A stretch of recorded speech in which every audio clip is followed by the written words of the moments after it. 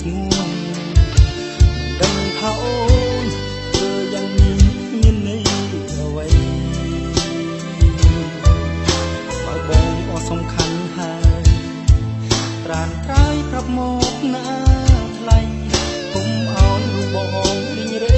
ទស្សនាមិនស្មោះ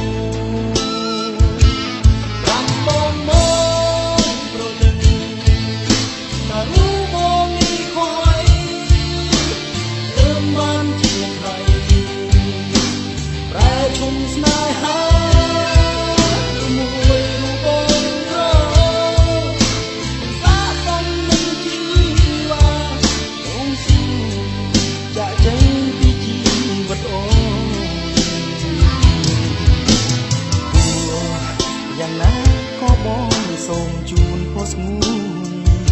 កុំឲ្យស្រពោនជួបស្នេហ៍ក្រោយដែលគេស្មោះត្រង់អញសានដែលកន្លងហួ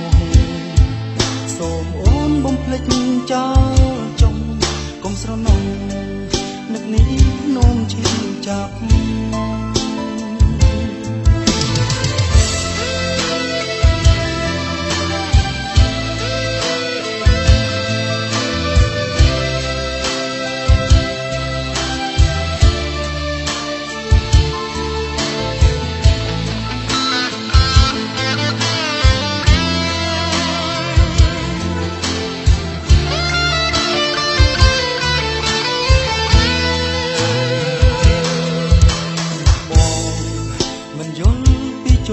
រើចិត្តមានស្ងួ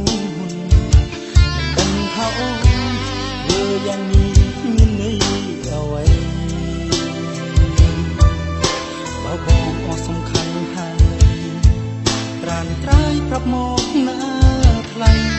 កុំឲ្យរូបបងរីងរៃគូស្នេហ៍មិនស្មោះ